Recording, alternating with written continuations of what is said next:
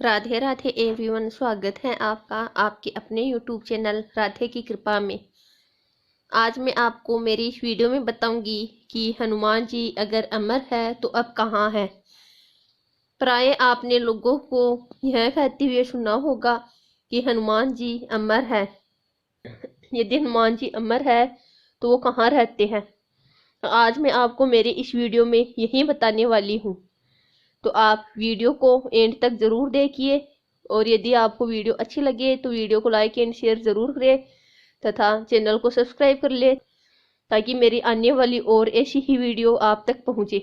और comment box में जय श्री राम ज़रूर लिखें। चलिए अब जानते हैं कि हनुमान जी किसके आशीर्वाद से चिरंजीवी हुए और अब वे कहाँ है। भगवान श्री राम के सेवक हनुमान जी अमर और चिरंजीवी है, ये सब तो आप जानते ही हैं। लेकिन उन्हें माता सीता ने अजर अमर होने का आशीर्वाद दिया था। जब हनुमान जी माता सीता की खोज करते हुए लंका पहुंचे और माता सीता का शोक दूर किया, तब माता सीता ने हनुमान जी को चिरंजीवी होने का आशीर्वाद दिया था। रामायण के सुंदरकांड में माता सीता जी हनुमान जी को आशीष देते हुए कहती हैं, अजर अमर गुण निधि सुत हो, करहु बहुत रघुनायक छोहु, करहु कृपा प्रभु अस सुनिकाना, निर्भर प्रेम मगन हनुमाना।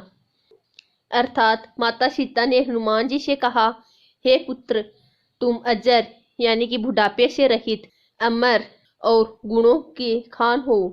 श्री रघुनाथ जी तुम पर बहुत कृपा करेंगे, प्रभु कृपा करे। ऐसा कानों से सुनते ही हनुमान जी पूर्ण प्रेम में मग्न हो गए। जब भगवान श्री राम जी अपने मानव लीला को संवरण कर साकेत धाम जाने लगे, उस समय उन्होंने हनुमान जी को अपने पास बुलाया और बुलाकर हनुमान जी से कहा, हे हनुमान, अब मैं अपने लोक में जा रहा हूँ। देवी सीता ने तुम्हें अमर होने का वरदान पहले ही दे दिया है, इसलिए अब तुम भूलोक में यानी कि इस धरती पर रहकर शांति, प्रेम, ज्ञान तथा भक्ति का प्रचार करो। मेरे वियोग का दुख तुम्हें नहीं होना चाहिए, क्योंकि मैं अदृश्य रूप से हमेशा तुम्हारे साथ ही रहूंगा और तुम्हारा हृदय ही मेरा निवास स्थान होगा। द्वापर युग में मैं जब कृष्ण के रूप में पुनः अवतार लूंगा, तब मैं तुमसे फिर से मिलूंगा। जहाँ भी मेरी कथा तथा कीर्तन हो, तुम वहाँ हमेशा उपस्थित रहना और मेरे भक्तों की हमेशा सहायता करना। तुम्हें संसार में कभी कोई कष्ट नहीं होगा। इसके अतिरिक्त अपने भक्तों का दुख दर्द दूर करने की सामर्थ्य भी तुम्हें प्राप्त होगी। जिस स्थान पर मेरा मंदिर बनेगा और जहाँ मेरी पूजा होगी, वहाँ तुम्हारी भी मूर्ति रहेगी और लोग तुम्हारी पूजा भी करेंगे। वास्तव में तुम रुद्र के अवतार होने के कारण तुम अभिन्न है। सेवक स्वामी के अनन्य प्रेम भाव को विश्व में उजागर करने के लिए ही हमने अब तक की सभी लीलाएं की है। जो लोग भक्ति और श्रद्धा पूर्वक मेरा और तुम्हारा स्मरण करेंगे, वे समस्त दुखों से छूटकर मनोवांछित फल प्राप्त करेंगे। लोक में जब भी मेरी कथा होगी, तब तक तुम्हारी सुकीर्ति भी रहेगी।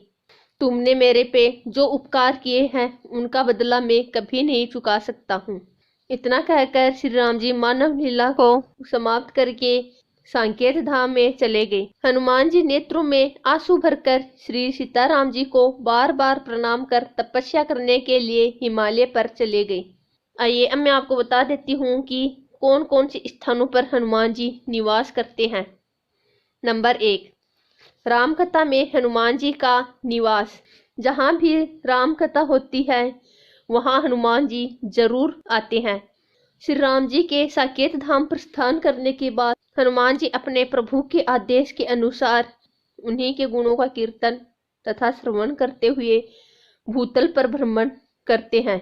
हनुमान जी का राम नाम में विग्रह है, उनके रोम रोम में राम नाम अंकित है। उनके वस्त्र, आभूषण, आयुध सब राम राम से बने हुए हैं। उनके भीतर बाहर सभी जगह आराध्य श्री राम ही है। उनका रोम रोम श्री राम के अनुराग से रंजित है। जहाँ भी राम कथा या राम नाम का कीर्तन होता है, वहाँ हनुमान जी गुप्त रूप से या किसी रूप में पहले ही पहुँच जाते हैं। दोनों हाथ जोड़कर सिर से लगाए सबसे अंत तक वहाँ वे खड़े ही रहते हैं। प्रेम के कारण उनके नेत्रों से बार बार आंसू झरते रहते।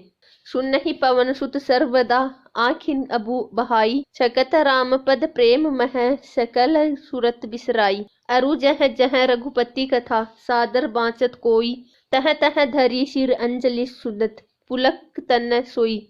नंबर 2, किम पुरुष वर्ष में हनुमान जी का निवास।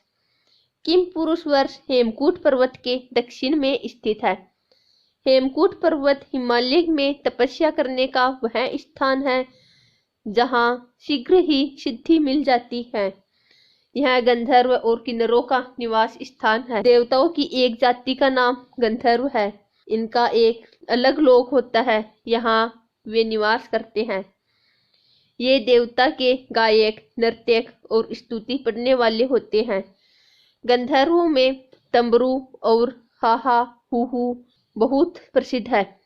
देवर्षि नारद जी ने गंधर्वों से ही संगीत सीखा था और इसी कारण वे लोक में हरे गुणगान करते हुए भगवान विष्णु को बहुत प्रिय हुए। किम पुरुष वर्ष में हनुमान जी तुम्बरू आदि गंधर्वों द्वारा मधुर मधुर बाजे बजाते हुए गाई जाने वाली श्री राम कथा का श्रवण करते हैं, श्री राम का मंत्र जपते हैं और स्तुति करते हैं। उनके नेत्रों से अश्रु झरते रहते हैं। गर्ग संहिता के विश्वजित खंड में लिखा गया है कि किम पुरुष वर्ष में श्री रामचंद्र जी सीता जी के साथ विराजमान है। हनुमान जी संगीत के महारथी आर्षकृष्ण के साथ वहां उनके दर्शन के लिए आते हैं। अध्यात्म रामायण में भी हनुमान जी का तपस्या के लिए हिमालय यानी किम पुरुष वर्ष में जाकर निवास करने का उल्लेख मिलता है। नारद जी ने भी किम पुरुष वर्ष में हनुमान जी को वन की सामग्री से श्री राम की मूर्ति का पूजन करते हुए और गंधर्वों के मुख से रामायण का गान सुनते हुए देखा। हनुमान जी ने नारद जी से कहा, मैं श्री राम की मूर्ति का पूजन दर्शन करते हुए यहाँ निवास करता हूँ। नंबर 3, अयोध्या में निवास। अयोध्या भगवान श्री राम की पुरी है, जहाँ भगवान श्री राम का जन्म हुआ था। उन्होंने अयोध्या में बाल लीलाएं की। हनुमान जी उसी अयोध्या में नित्य निवास करते हैं, अपने आराध्य श्री राम की सेवा करते रहते हैं। अयोध्या स्थित हनुमान गड्डी हनुमान जी की सेवा का प्रतीक है। बृहद ब्रह्म संहिता के अनुसार श्री राम के अनन्य सेवक महावीर हनुमान साकेत धाम यानी अयोध्या की ईशान दिशा में रक्षक के रूप में सदा विराजमान रहते हैं। महाभारत के युद्ध में भी हनुमान जी उपस्थित रहे। वे अर्जुन के रथ की ध्वजा पर बैठे रहते थे। उनके बैठे रहने से अर्जुन के रथ को कोई पीछे नहीं हटा सकता था। कई बार उन्होंने अर्जुन की रक्षा भी की। एक बार हनुमान जी ने भीम, अर्जुन और गरुड़ जी को अभिमान करने से बचाया था। हनुमान जी जीवन मुक्त है, सर्वलोकगामी है। वे अपनी इच्छा से कहीं भी जाकर अपने भक्तों को दर्शन देते रहते हैं और कहीं भी आ जा सकते हैं। बस हमारा भाव होना चाहिए। यदि आज भी हम भगवान श्री राम का भजन, कीर्तन या कथा करते हैं तो हनुमान जी उसको सुनने के लिए हमारे पास किसी न किसी रूप में जरूर आते हैं। तो आप मुझे कमेंट करके ज़रूर बताइए कि आपको मेरे द्वारा बताई गई है कथा कैसी लगी। यदि आपको मेरी यह वीडियो अच्छी लगी तो इस वीडियो को ज़्यादा से ज़्यादा लाइक एंड शेयर ज़रूर करें तथा चैनल को सब्सक्राइब करें ताकि मेरी आने वाली लेटेस्ट वीडियो सबसे पहले आप तक पहुंचे और कमेंट बॉक्स में जय श्री राम ज़रूर लिखें।